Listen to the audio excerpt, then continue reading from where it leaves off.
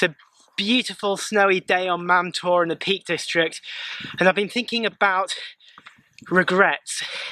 Everyone has regrets of some degree. Sometimes there are small mistakes, sometimes there are big mistakes, but we all carry regrets with us. And the question is, what should we do about those regrets? Many Christians believe that the best thing to do about regrets is to completely forget it, just erase it.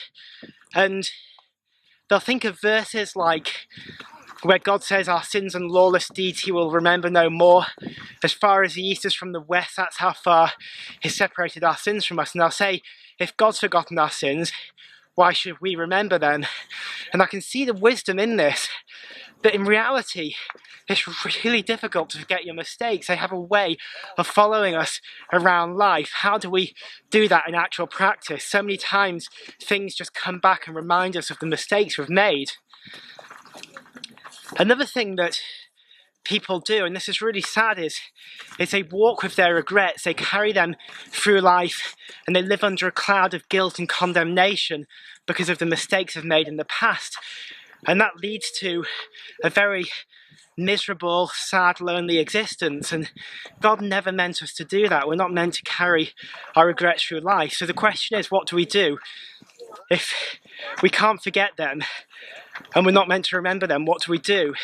Well, I think there's another option, and this is illustrated by the apostle, the church leader Paul. In 1 Corinthians chapter 15 verses 9 and 10, Paul says, "For I am the least of the apostles, not even worthy to be called an apostle, because I persecuted the church of God, yet by the grace of God I am what I am."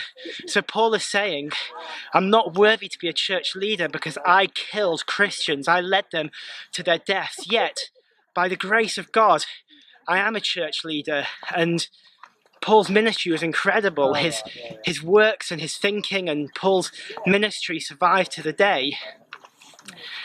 So what can we learn from Paul? Well, Paul viewed his past and his regrets and his mistakes in the broader context of God's grace. In other words, he didn't try and forget them, but he used them as an example that magnifies and glorifies God and shows that God is so gracious to forgive. It doesn't matter how bad or how horrible or how ugly our mistakes are from the past. They have gone to make us who we are today. And more importantly, God has completely forgiven them. And that means God is amazing and worthy of our worship.